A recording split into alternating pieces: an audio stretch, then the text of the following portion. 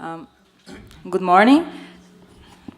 First of all, I'd like to thank IBRAC and its head of International Trade Committee, Francisco Negrão, for the opportunity of presenting this panel concerning the negotiations of the Trade and Service Agreement and the impacts for Brazil.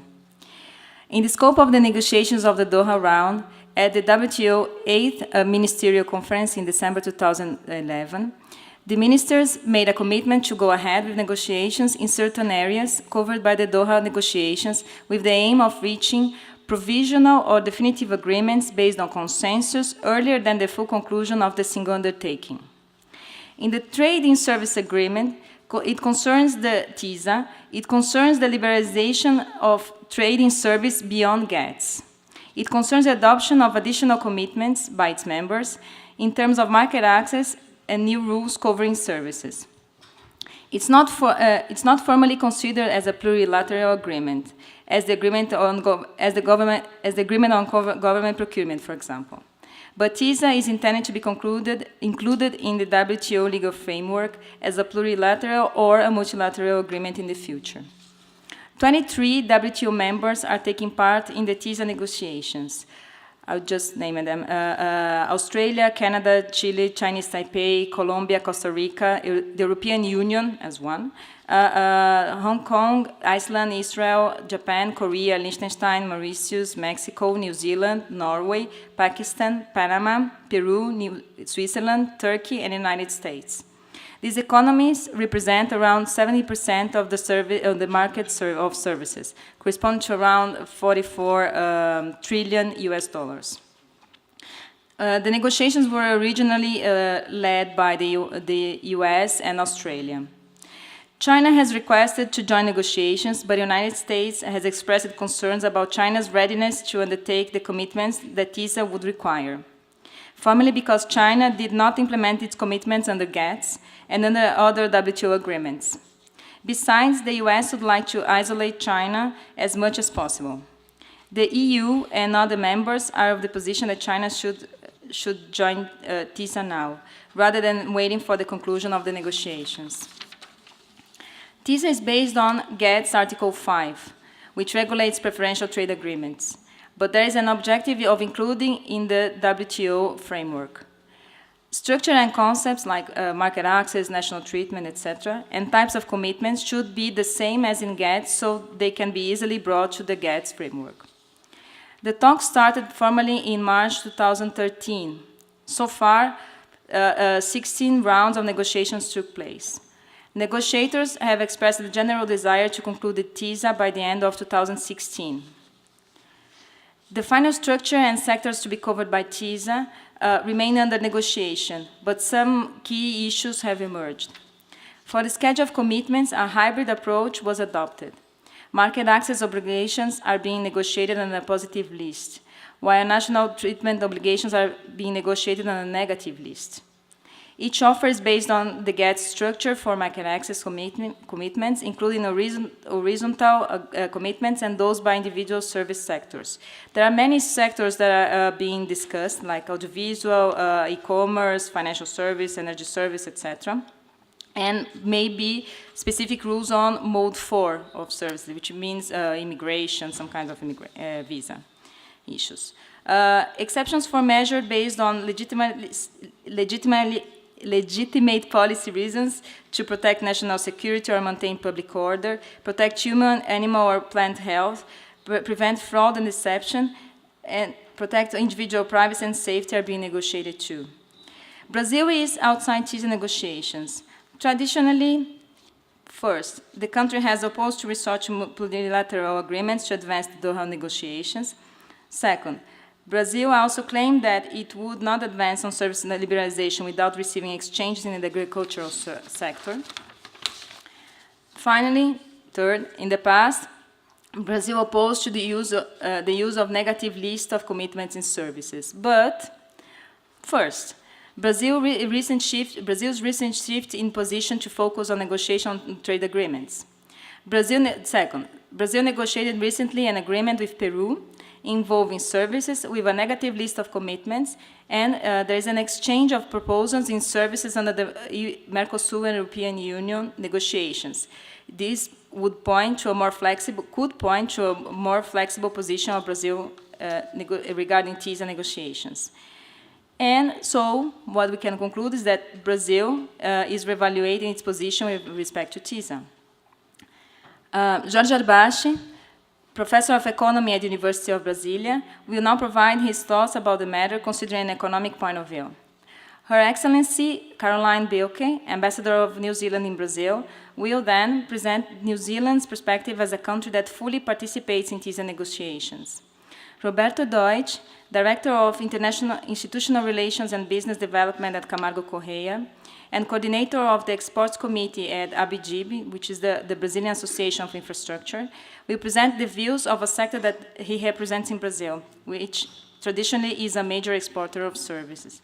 And finally, Mr. Abdel-Hamid Mamdouh, Director of the Trade in Services Division at WTO, who is now in Geneva now, will present by video conference WTO views on TISA. Thank you.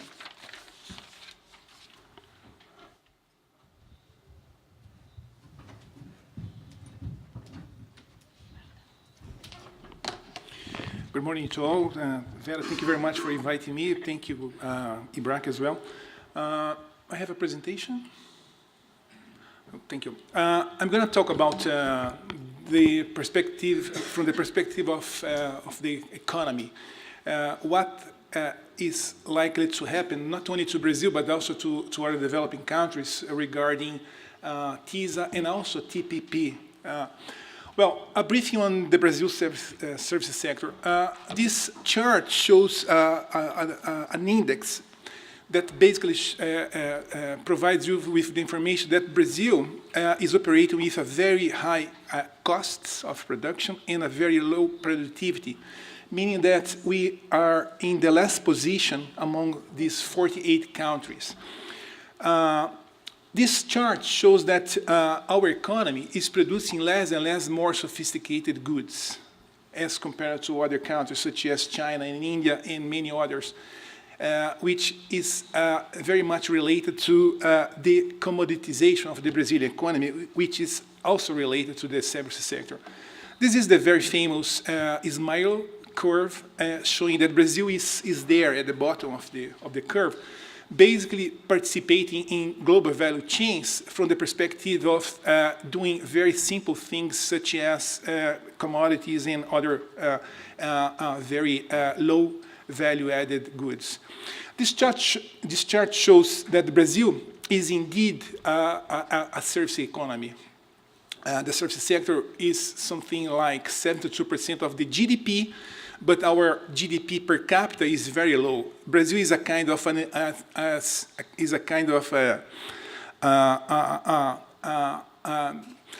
different economy because it reached the point of having a very high services sector, but it is still a relatively poor economy. It is uncommon from the economic perspective. We have indeed a very large services sector, but it is composed basically by very small firms with very low productivity. They are driven by final consumption products and services. And this is among the most important reasons for why the average productivity of Brazil is so low and why it is evolving so badly over time. It is also one of the main explanations of why the manufacturing service is doing so poorly over the last decades. Something like 64% of the cost matrix of the manufacturing is composed by services. Because the services are so poor, they are very costly but very poor in terms of quality. It is among the most important reasons for explaining why the manufacturing sector is doing so badly. Well, why the service sector is so important? There are plenty of reasons. And one of them is that 54% of the global value of the global trade these days is composed by services. It is likely to reach something like 75% by 2025. 66% of the FDI today is composed by services. There is the famous servicification of the economy and the digitization, or whatever, of the economy. The services are becoming more and more tradable. The relationship between manufacturing and services is increasing over time more and more, and there is this synergetic and symbiotic relationship for producing a third kind of products, which is not necessarily a good and not necessarily a service, but something that is the result of this amalgam of services and products. There are new technologies of production and organization of production, such as the modern manufacturing, the famous 4.0 manufacturing, the artificial intelligence, the 3D printers, and things like that. And behind of all these technologies are services in the digital economy. The digitization, or whatever, is disrupting everything. It's becoming more and more important.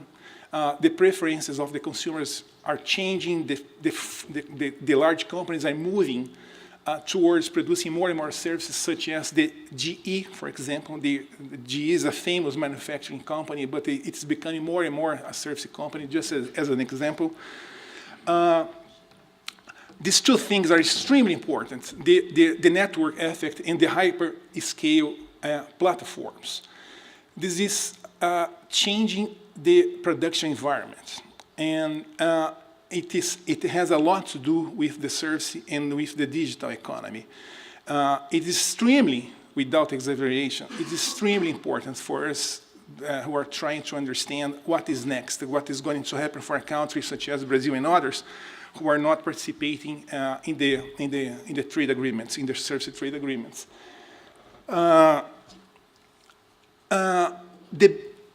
Because of the servicification, the digitization of the economy, there are new business models. The IT is changing many things, and there is something that is particularly important, which is the shortening of the life cycles of technologies, which means that for countries that are not at the edge of the new technologies, catching up is becoming more and more difficult over time.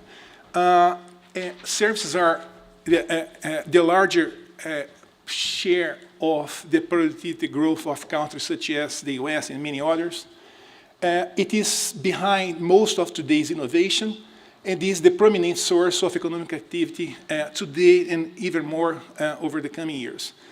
This chart shows you that data flows is becoming the most important single thing in the international trade. It has increased by 45 times from 2005 and 2014, much more than what you see in trade and in finance. And it is likely to become the single most important agenda in the international relations, not only today, but even more tomorrow. Well, TISA and TPP, they are game changers. And why? In contrast with, this is what Vera just said, in contrast with the WTO and GATS, which was finalized 20 years ago, and it's still there. It is still there. No new changes and no novelties. It is in this context that TISA and the TPP, the part of TPP related to the digital economy and the service economy, is all about. The service and the data flows are a lot related with the increasing attractiveness of large companies, and it is where you will see most of the most interesting business opportunities of this first part of the 21st century. These agreements has a lot to do with a greater coherence between services, goods, and investments. regulatory convergence, which is extremely important. Vera has been talking about this topic a lot.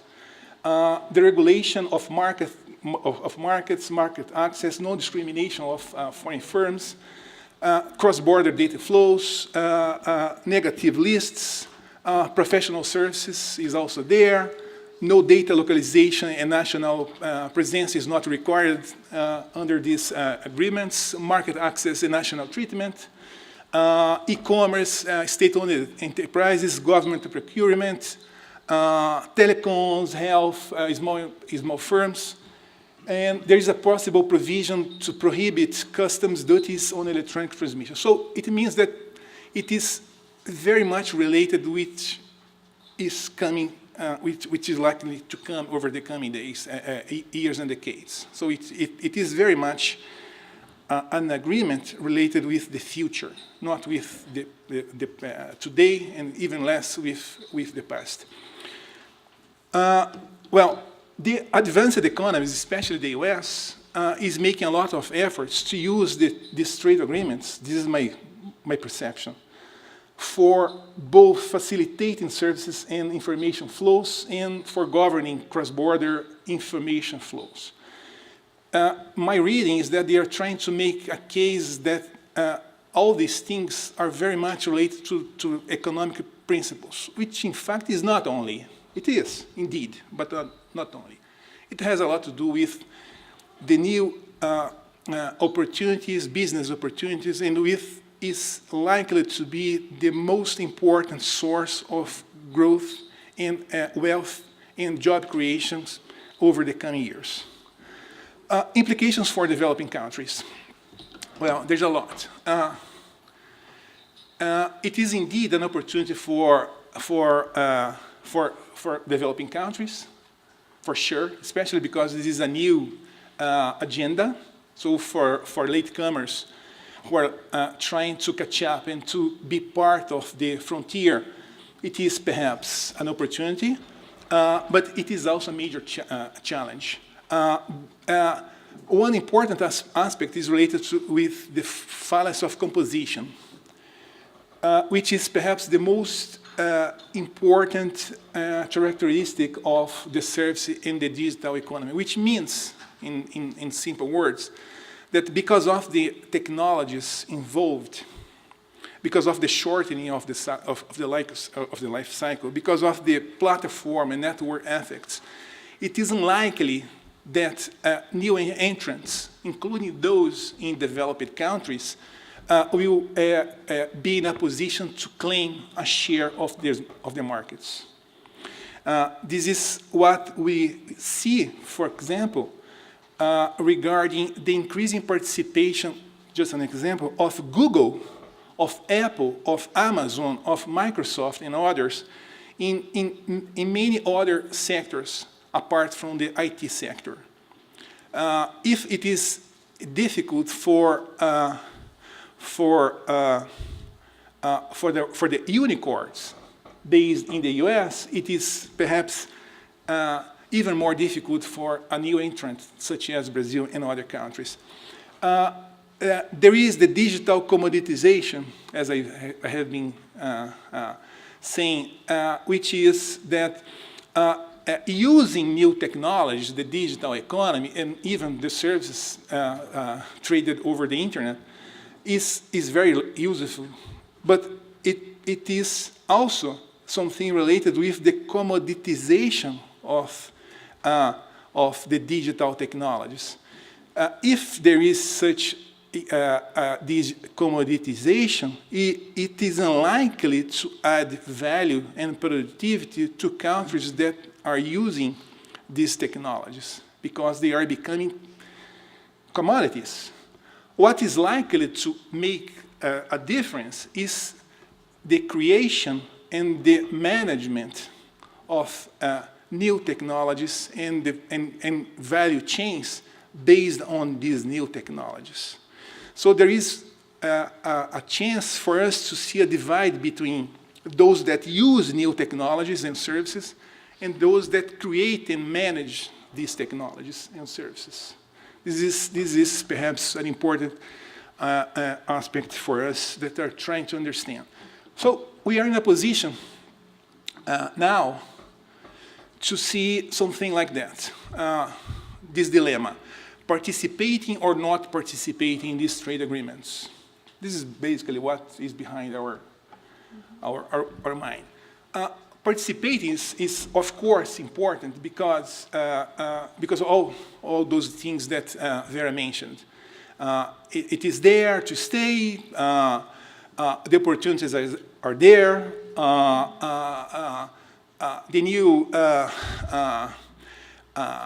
The new technologies are likely to be created under the service in the digital umbrellas, and so on and so forth. If we want to catch up, there is a chance there. There is not the same chance in the agriculture, in the mineral, in the manufacturing sectors. So it is there. It makes sense for us to participate. Being aside is likely to be a mistake. On the other hand, it is very risky participating because of the aspects that I have mentioned before. Not participating is also related to this diversion of trade and investment. We are likely to lose and to be aside of the trade in the 21st century. It is also risky because we will not be on the table discussing the governance of the service in the digital economy, which, as I mentioned before, are perhaps the two most important areas in the economy in the 21st century. So there is a dilemma, a clear dilemma here. I'm reaching to, and in my view, this is the smiley curve today, or something like that, and we are somewhere at the bottom, as I said before, because of all these aspects that I mentioned. The smiley curve of the near future is likely to be something like that. So the share of the wealth creation between those at the bottom and at the edges of this curve is likely to increase. And this is a concern. This is concerning. In concluding remarks, the service and the digital economy offer unequal opportunities for Brazil and for other countries to catch up productivity, income gaps, and to reduce the income gap, and to grow in a more sustainable manner. It's clear. But the huge tech gaps, the fallacy of composition, and the terms of and conditions of agreements will pose significant challenges for latecomer countries like Brazil. There is that bitter dilemma between participating and not participating. In my view, the dilemma is not perhaps well developed. The idea is that we indeed should participate, but we also indeed should link the trade agreements with other agendas, including the technological agenda, the trade agenda, the industrial agenda, and other agendas, because we are talking about one single agenda, which means developing more in a more sustainable manner. And there is no way for us to split the service in the digital economy from these other areas. Thank you very much.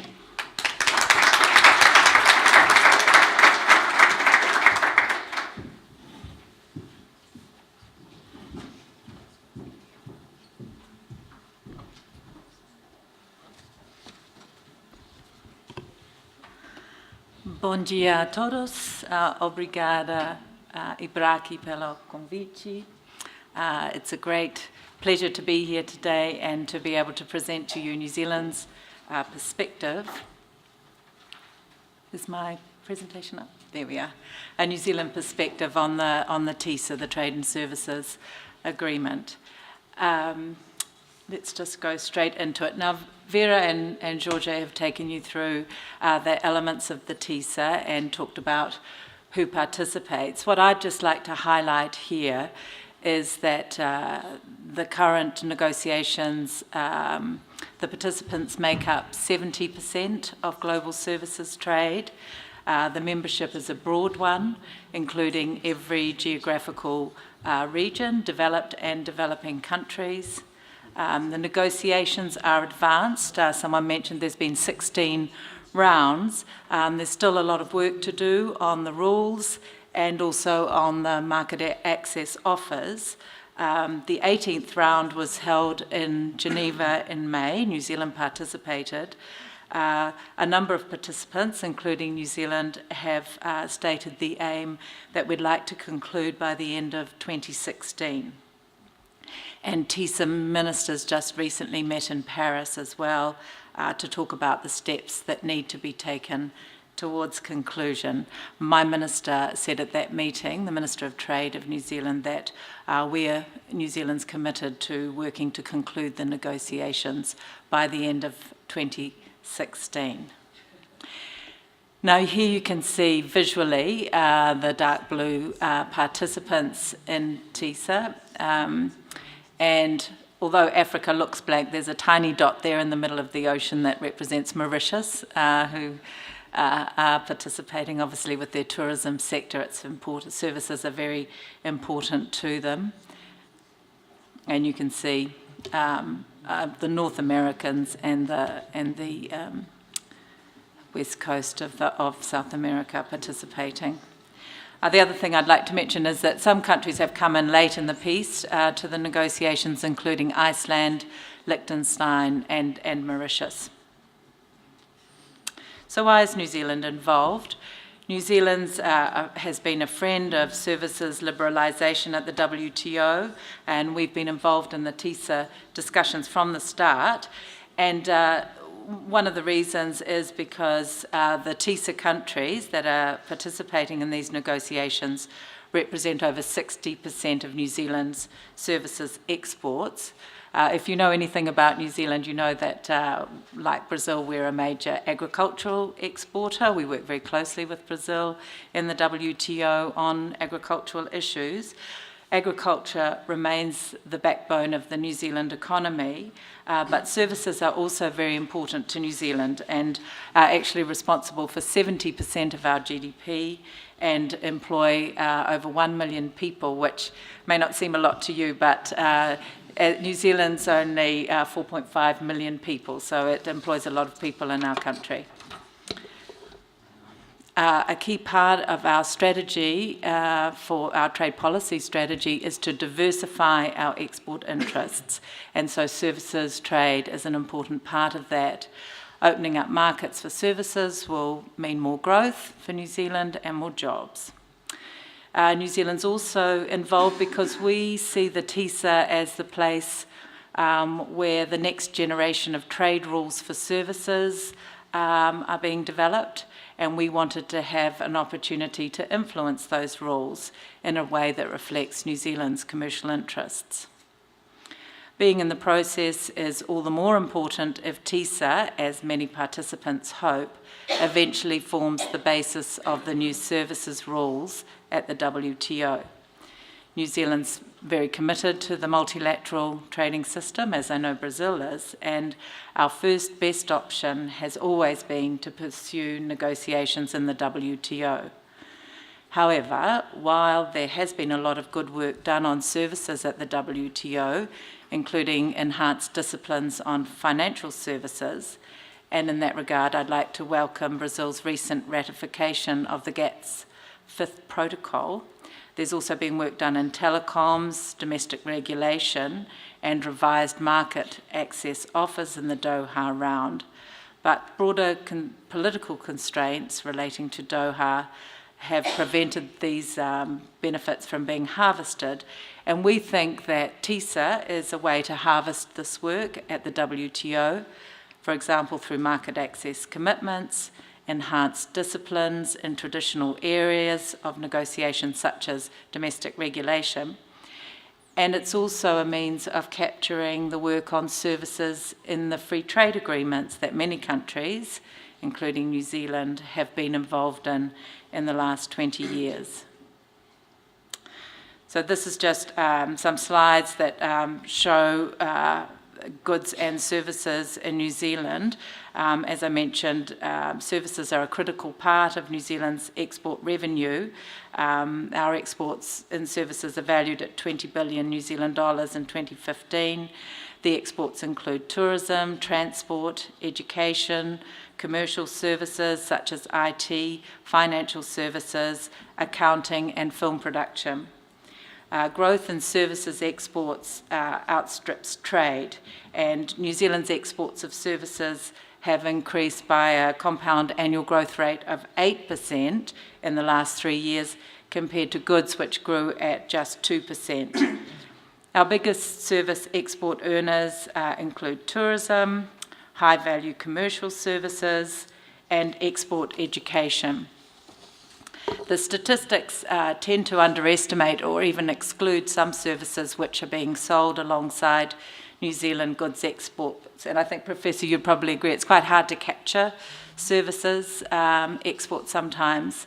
But there are a number of areas which aren't captured in the stats, which include when we're installing computing software, medical devices in market, servicing, maintaining New Zealand equipment. These are all services that are hard to capture, so it's the figures do underrepresent the scale. Services are also important parts of global value chains for goods. For example, open markets and logistics services help to ensure the competitiveness of our goods exports. Services account for 26% of New Zealand's gross exports, but 59% of value-added exports. And this is a growing area, as the Professor mentioned. We consider there are commercial opportunities for us in TISA, and over 60% of our services go to markets of the TISA participants, including 80% of our commercial service exports. 4 of our top 5 service markets, Australia, United States, United Kingdom, and Japan, are participating in the TISA negotiations. But it's also worth mentioning that there are a number of participants with whom we don't yet have a free trade agreement. So we're very interested in the negotiations to see where we can get with them as well. That includes Turkey, Colombia, and Pakistan. Brazil's an important service market for us as well, particularly in relation to private education and tourism, which are our 2 largest services exports. And I was mentioning before, I think there's a few rugby coaches here in Brazil coming from New Zealand who are providing professional services. And I think New Zealand, Brazil's rugby performance is picking up, and I hope you do well in the upcoming Olympic Games. Brazil is among the top 5 growth markets for private education in 2015, and so we've got, again, we're quite a small economy, 4.5 million people, but we have more than 2,500 students from Brazil studying in New Zealand, and we've had more than 13,000 tourists from Brazil in the last year. Both of these sectors are growing at about 6 or 7% a year, so we're very pleased with that. What's being discussed in the TISA agreement, as others have mentioned, it's based on the GATS. The subject matter reflects outcomes that New Zealand strongly advocated for since the conclusion of the GATS agreement. But it also includes concepts from some of the free trade negotiations and agreements that have been reached in recent years.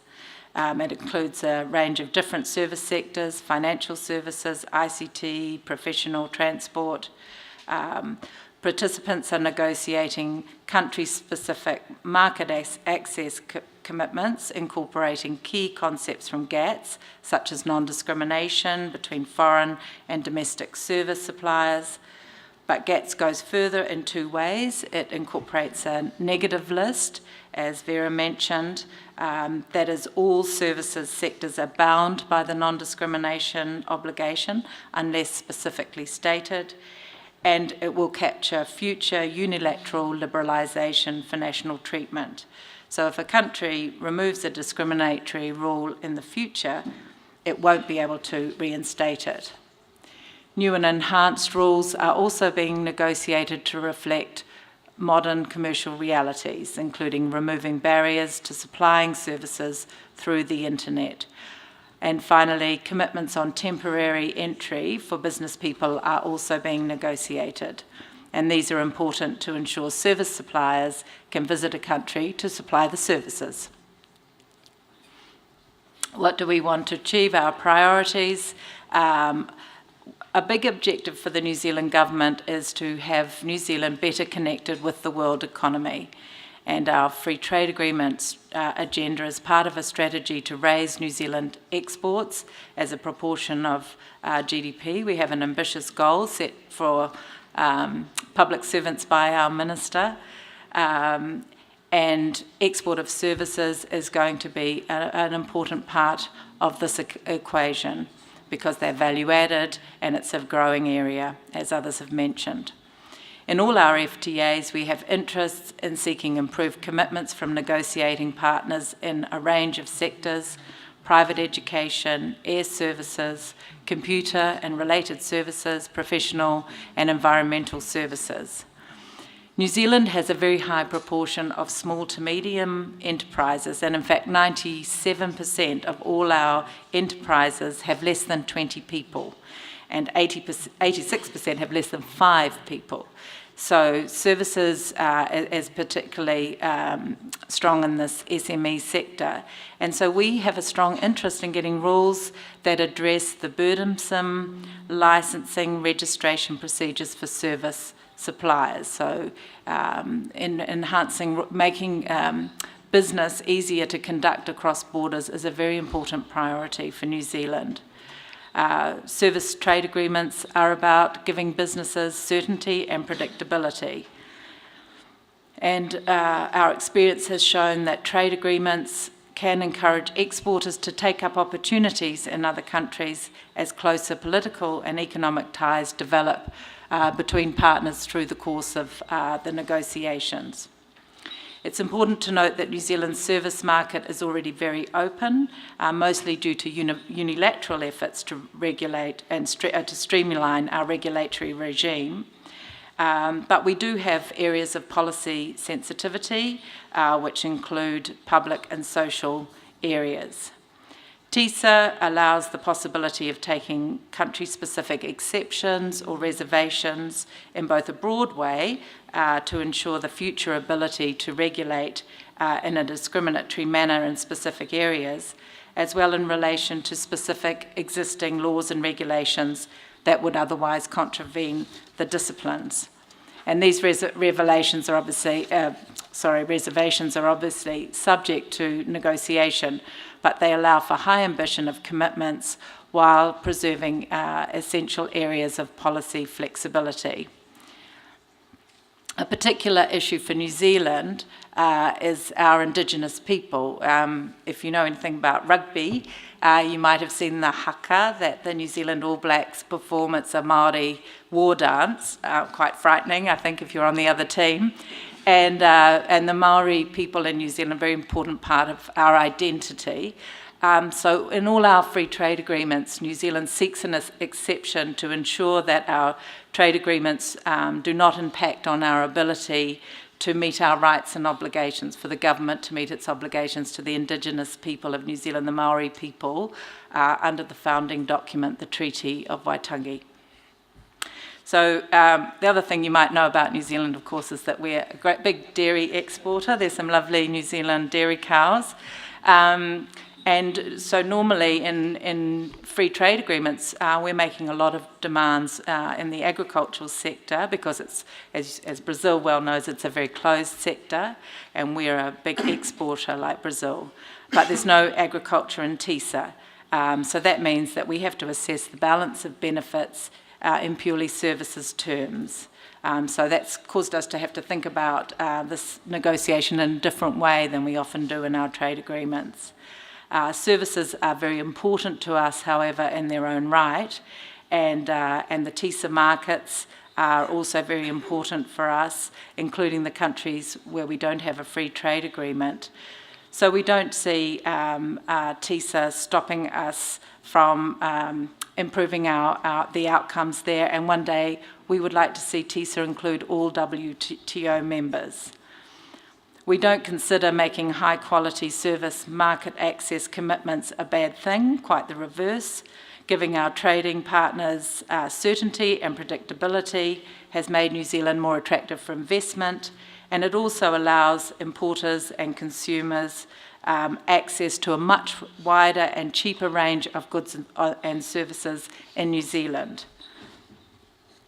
Just to quickly mention, I've run out of time now, so just wanted to mention that I've already said we've already opened up our services sector, and according to the OECD Services Trade Restrictiveness Index, New Zealand has lower than average restrictiveness in 20 out of 22 sectors, and we also have, I think we're number 2 in the world in terms of ease of doing business, just behind Singapore.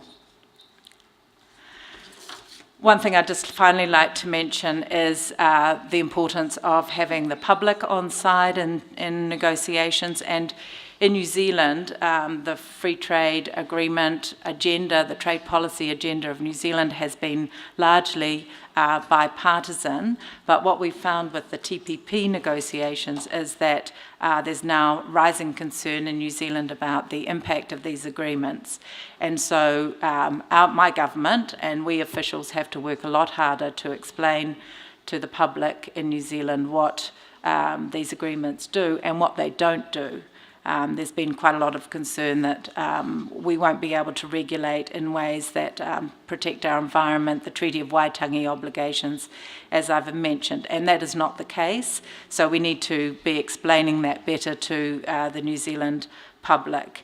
We want to engage more transparently with civil society on trade policy while ensuring our ability to negotiate the best outcomes for New Zealand. So, for example, on the TISA, my minister has announced that we're going to have public discussions later this month, and it's important that we bring the New Zealand public along with us as we move towards conclusion of these negotiations. So just very finally, we agree with the OECD assessment that trade and services drives exchange of ideas, know-how, technology. It helps firms cut costs, increase productivity, and participate in global value chains. Consumers benefit from lower prices and greater choice, and so that's why we're negotiating in this agreement. Thank you very much.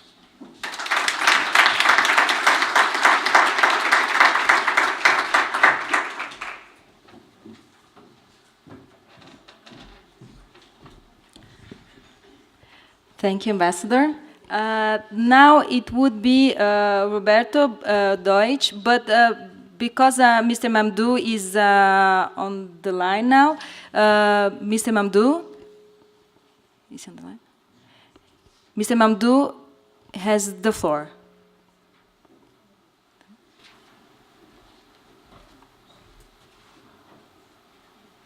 Yes, good morning. It is, of course, afternoon Geneva time, but I'm very happy to address you through this wonderful form of modern technology. Of course, I would have preferred very much to be with you in person. However, I couldn't help being in Geneva today for other reasons. Now, I would speak to you briefly about the services negotiations in Geneva. Of course, you all know that the services negotiations started in the WTO in 2000 as part of the built-in agenda negotiations that was agreed at the end of the Uruguay round. And the built-in agenda was mainly services and agriculture. And both negotiations started in 2000. However, they both got folded into a bigger project called the Doha Round, or the Doha Development Agenda, which was launched in November 2001.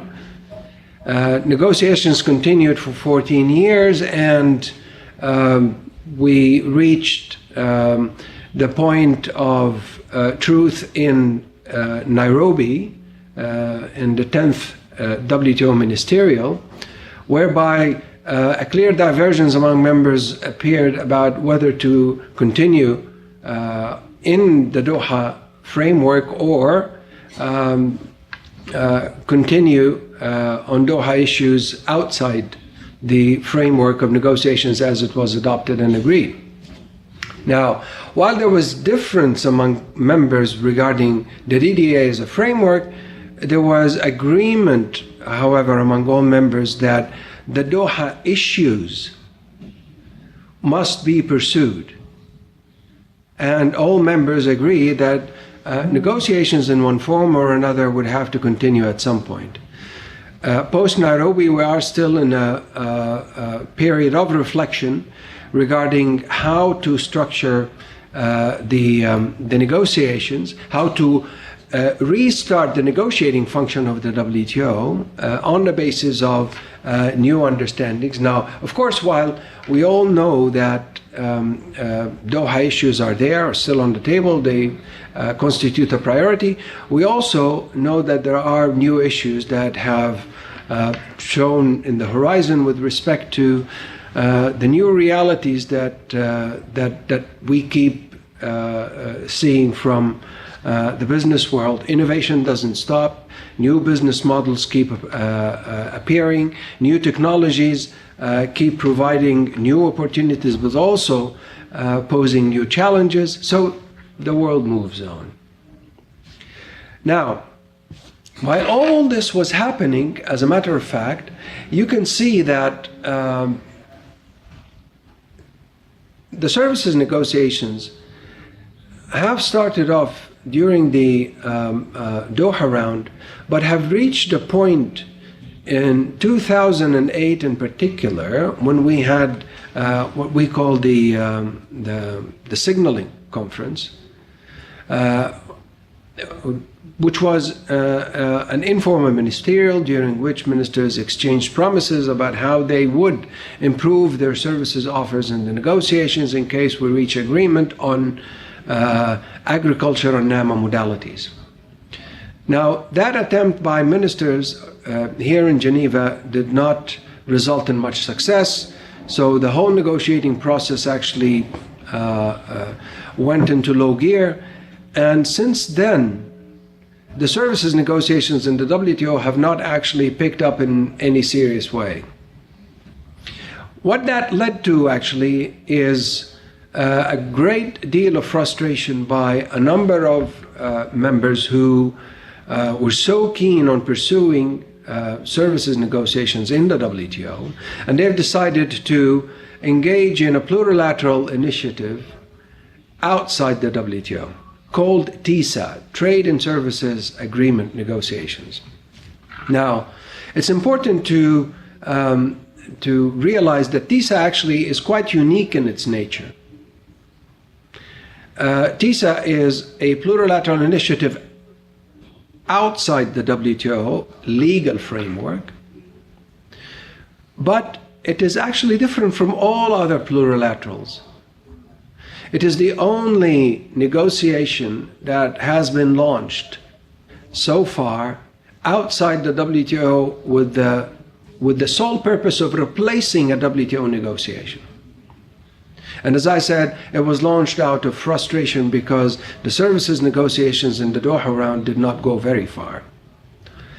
There is nothing regional about TISA. If you look at the participating countries in TISA, it's actually almost a microcosm of the WTO membership, mix of developed and developing countries. Now, TISA as an initiative tries to take the services negotiations forward and tries to update the international commitments between WTO members or a group thereof exactly on the basis of the GATS provisions. The framework agreement of TISA is cut and paste from the GATS. And the schedules of commitments that will be negotiated in the context of TISA would be operationalizing GATS provisions.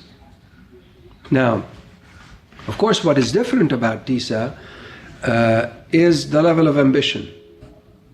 And of course, after 20 years of having no services negotiations in the WTO, it is quite expected that the current level of ambition must be higher than what members of the WTO have been talking about in the late 90s or in the early 2000s. So, if I may illustrate to you very quickly what TISA actually is designed to achieve by way of negotiating objectives. How do you look at the level of ambition of TISA? And I'm dividing that into two parts. One part that relates to the schedules of commitments that will be annexed to the TISA agreement. There will be a schedule, of course, for each TISA participant, exactly like under the GATS and the WTO, there's a schedule for each WTO member. This slide here summarizes the standard of, I'm sorry, we seem to be having different slides. What I see on your screen is a different slide. It's the first one. It should be the second one. Yes. That's the one. Now, the first part of the definition of level of ambition is what goes into schedules, what would be the benchmarks for commitments on market access and national treatment that will go into schedules. And you will see here that it is based on those principles, that the coverage of schedules must be broad in terms of sectoral coverage, that national treatment would apply on a negative list basis, which means that there will be national treatment commitments exchanged across sectors to the extent possible. National treatment commitments will start by a standstill, that is, wherever there is no violating measure of national treatment, there will be no new measures to be introduced. In addition to that, there will be what is called the ratchet provision, which means that through regulatory reforms, whenever new changes move in the direction of more conformity with the national treatment standard, those changes would be locked in and automatically bound. With respect to market access, that's the Article 16 commitments, those will be scheduled on a positive listing basis. Now, of course, the extent to which the eventual schedules would abide by those benchmarks remains to be seen, because it is still a negotiation in process. Now, the second part of the level of ambition is, in addition to the market access and national treatment commitments, TISA participants have, I think you need to change the slide at your end. Yes. TISA participants have also agreed that they will negotiate annexes, which are basically templates. Just like the templates negotiated under Article 18 of the GATS on regulatory principles, a good example is what we call the reference paper on regulatory principles in telecommunications under the GATS, or whether they would negotiate a template that would be a mix of regulatory issues and market access provisions or other obligations of the type that we find under the GATS, similar to the understanding on financial services. Now, what you have in front of you is a list of 18 templates that TISA participants have targeted to work on. This is a very, very ambitious list, in my view, because the negotiations on those templates involves text-based negotiations, i.e. drafting new provisions that will be annexed to TISA. I'm not sure that this will be an easy exercise. And therefore, if TISA participants would want to finalize the negotiations by the end of this year, I would expect that there would be some prioritization of some of those templates to be concluded by the end of the year. Otherwise, I don't think that if they set their sights on concluding the 18 templates, that they will be able to conclude by the end of 2016. Again, that remains to be seen. What we get by way of information regarding TISA, as you might understand, is of course through private and informal channels, because TISA is not formally a WTO negotiation, and the WTO Secretariat is not formally involved in the process. Now, this is the level of ambition. Now, what do we expect out of TISA? I thought that one of the informative pictures to look at to try and anticipate what to expect of TISA is the following slide. If we can move, please, to the table. Yes, this one. This table actually puts in one slide on one screen all TISA participants citing existing FTAs or regional agreements signed between TISA participants or negotiations underway. When there is an X, there is an existing agreement that deals with services. When there is an O, there is an ongoing negotiation aiming at such an agreement. So when you look at this picture, you will see that there is already a great deal of commitments exchanged between TISA participants. And therefore, we would expect that the results of TISA between those participants would provide an increment to what already exists and not simply duplicate what is there. This is an expectation. We look at this table and we hear what is happening in TISA, and we hope, at least from a WTO perspective, that whatever they do, they finish by the end of this year.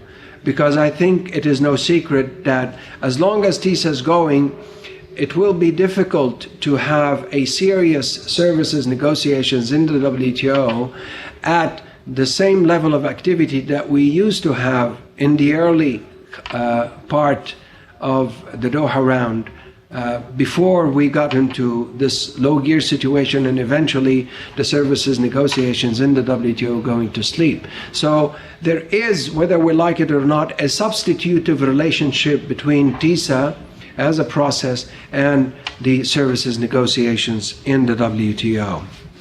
Now, this brings me to the end of what I wanted to tell you about the services negotiations in the WTO and about TISA, and I will stop here and I will remain with you online for any subsequent questions that you might have after the next presentation. Thank you very much.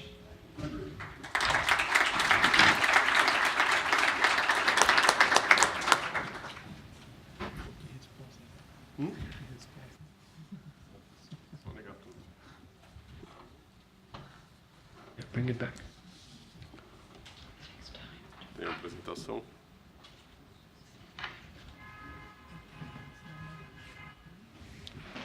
Puder colocar a apresentação? Tá ótimo. Bom. I can hear you. Okay, good. Good morning. First of all, I'd like to thank Ibrak for the invitation to Abidib to participate in this seminar. It's an honor for us in the Export Committee of Abidib.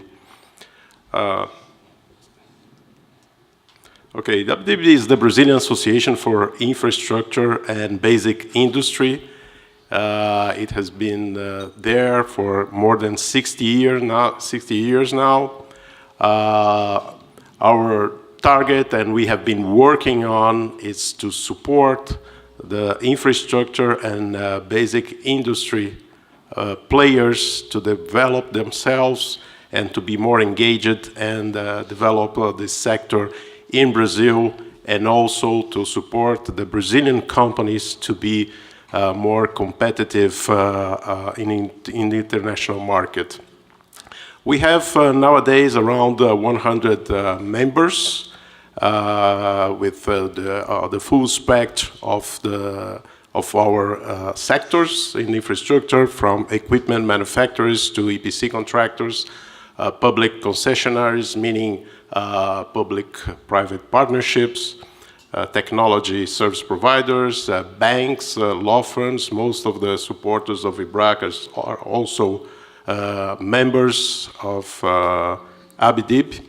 And as part of the governance of our association, we work with committees from a sector perspective. So we have committees for energy, oil and gas, water and sanitation, roads, railroads, etc. But we also have some committees dedicated to cross-sectoral discussions, like environmental, ethics, financing, law and taxes, and one of them is exports, which is the one we represent here today. Brazilian service trade, it's very important for Brazil. First of all, we have to understand that service accounts for 65 to 70, depending on the table you read, of the Brazilian GDP. So very important, and approaching the more developed countries in the world in terms of the importance of the service sector overall. The second one is that around 1/3 of the value, of the aggregate value of our exports, are related to services as well. So very important also. However, on the overall service trade, we are continuing to have deficits in the last decades, meaning that we are importing more than we export services. However, in the engineering service exports, we have surplus. And we have been growing in engineering service export in the last 10 years, about 13% at average per year. How can we define engineering service export? First of all, the main Brazilian exporters are, in fact, infrastructure business developers, because when we export engineering service, in fact, we are first developing a business, because most of these engineering exports in the latest years are related to investment in infrastructure abroad, mainly through public-private partnerships, concessions, meaning that in order to export the service, we need to develop a business, meaning hiring financial advisors, legal advisors, putting together financial models, and engage in putting equity, investing for a long term, 15, 20, 30 years in a project abroad, and also bringing financing, which is one of the most important single item when exporting engineering services. So, in fact, when we are talking about engineering service export, we are actually exporting services and goods together. The infrastructure projects, just to have some examples, the services we are meaning here as exports are mechanical, electrical, civil engineering, project management, environmental studies, feasibility studies, while the goods we are exporting are those that will be engaged in these projects, meaning electromechanical equipment, electrical equipment themselves, turbines, generators, transformers. We export trucks, we export clothes like uniforms. So there are a lot of things that goes together with the project, and those projects means hydropower plants, water and sanitation plants, roads, railroads, airports. So all this, it's not just services that we are exporting, but also a lot of goods. One important thing in our sector is that in average, we engage in each export a long supply chain of about 2,000 companies that actually will not be able to export by themselves because most of them, about three-fourths of those 2,000 companies are small and medium-sized enterprises with no access to export facilities or finance, etc. So the only way they can actually export is through this kind of engineering services.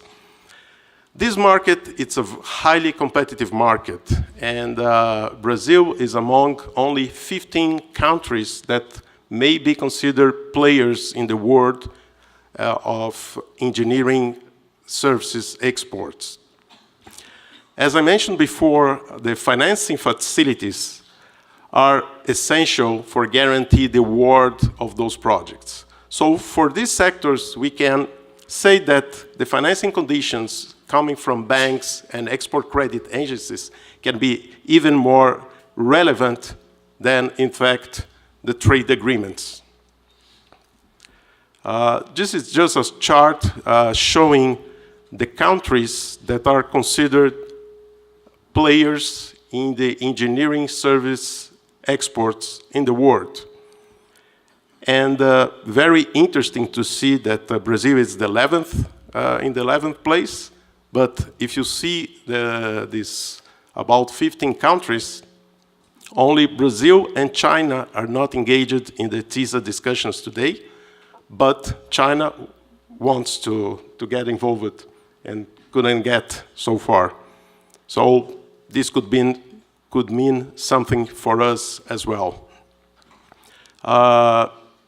Just an interesting fact is that Latin America and Africa combined, they account for 94% of the Brazilian infrastructure engineering service export, meaning that our neighbor countries are the most important ones that we need to pay attention how they are developing their trade agreements as well to see how competitive Brazil or the Brazilian companies in this sector could be in the future.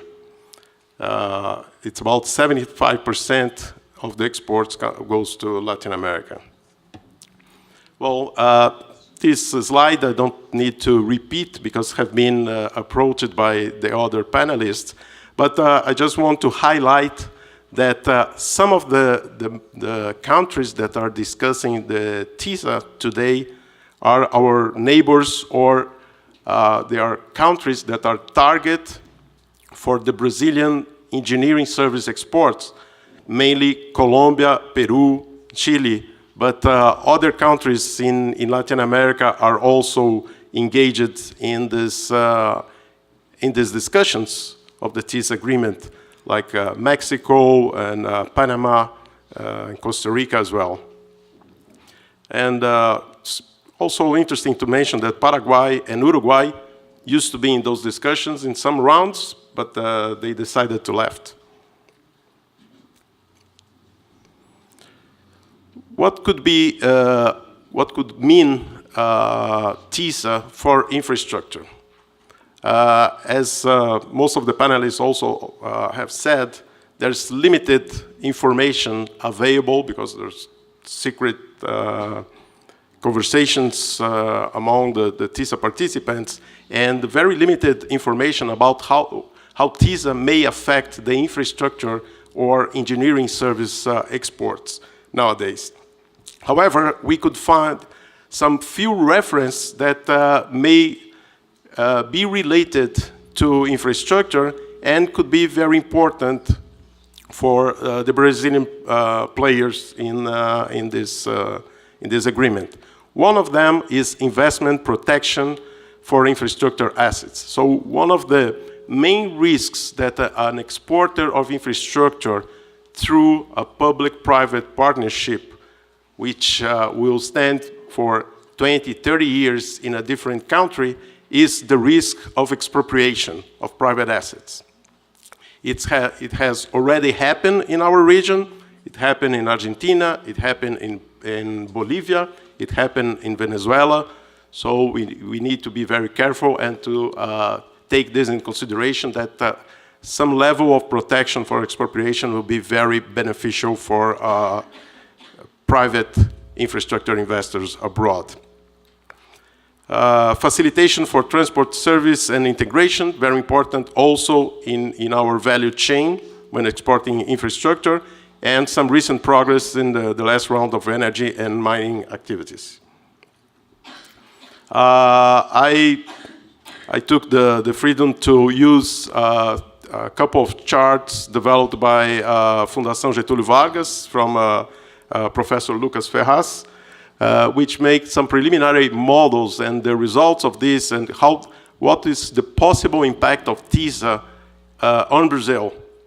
So the results of this model recently presented, it's that if Brazil is not participating in TISA, this may affect in certain level our GDP. It's 0.17 negative, the total export 0.19, but for service exports may affect on a negative trade of 3%. On the other side, if Brazil engage in participating in TISA, this can be a level of surplus in many trends, like increasing GDP, agricultural exports, extractive export, manufacturing, total export, and specifically for service export could mean 8% plus in exports for Brazil. So my final comments is the Brazil insertion in global service market is limited as a whole. However, the infrastructure sector, Brazil has increased its footprint, its participation, mainly in Latin America and Africa, but has all the skills to be more and more active in the marketplace in terms of infrastructure exports. There is a correlation between service and goods exported, which has, in our sector, in the engineering service, has a closely tied because of the characteristics that I just mentioned between exporting engineering service means a lot of goods exported and a long supply chain engaged in this single export as engineering. TISA, PPP, TTIP, plurilateral agreements may affect significantly Brazilian participation in the overall market as a competitor and in the supply chain in many sectors. And the position of ABDIB is that Brazil should join the TISA negotiations to have an active participation and to develop the rules and standard for this agreement. Thank you.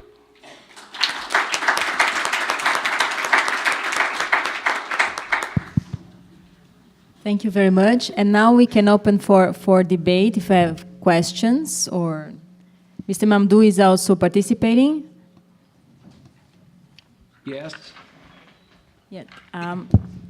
Hello, Mr. Mamdouh. I have a question for you, just to start, if you have more questions here in the audience. In your view, is there an expectation that TISA is negotiated in a way and reach an outcome that will enable a larger number of countries to join it towards the inclusion of TISA in the GATS? In your view, personal or based on what you see? Well, TISA participants have so often been talking about multilateralizing the outcome once the negotiations are concluded. The question is, how is this going to be done in a practical way? Now, technically, there is no problem in taking the TISA outcome and integrating it into the GATS framework schedules. Because as I said earlier, the provisions of TISA are cut and paste from the GATS. So national treatment is exactly what's in the GATS. The market access commitments, exactly what's in the GATS.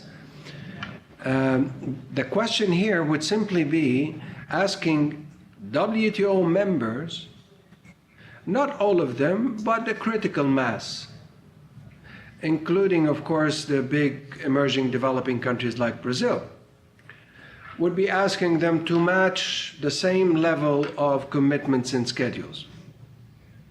Now, the whole idea of critical mass is that when you have a package of commitments, you have all the important international players in the sectors concerned participating in that deal, so that you don't leave anyone important outside to free ride on the deal without contributing to it. That's the whole concept of critical mass. So when it comes to the first part of the level of ambition, and you remember the two first slides, the first part of the level of ambition, which is the market access and national treatment commitments, I think it would not be terribly difficult to bring them here in the WTO and say, we are ready to apply them on MFN basis, and all members would benefit from those commitments, provided that those countries, and they would list their critical mass, would contribute commensurate commitments to what TISA participants have done. And that would obviously include Brazil, China, India, South Africa, ASEAN countries, all the important players in international services trade. So that part of multilateralizing TISA could be straightforward if there is a will on both sides, TISA participants and WTO members. The other part of what they're doing in TISA, which is the templates, I can guess by experience that they cannot, by the end of the year, finish the 18 templates. They will probably end up with a much smaller number. The problem is going to be with those templates, because they will include new provisions, new texts, new disciplines that were negotiated within the TISA circle. And other WTO members have not participated in that rule-making exercise. If you have new disciplines on cross-border data flows, all on state-owned enterprises, it would be very difficult to come as TISA participants and put those on the table and ask other WTO members to sign on the dotted line, because they have not participated in this rule-making exercise. Market access and national treatment is different because the currency of what is being exchanged is quite defined in the GATS, and they've taken it and applied it in TISA. So transposing commitments there into GATS WTO schedules is not going to be difficult if the will is there. The other part of the story is the one that might be difficult. It is not impossible, but it would involve a much, much heavier process of adjusting those texts to at least reflect the interests and concerns of non-TISA participants in the WTO. Okay, thank you. Thank you very much. More questions?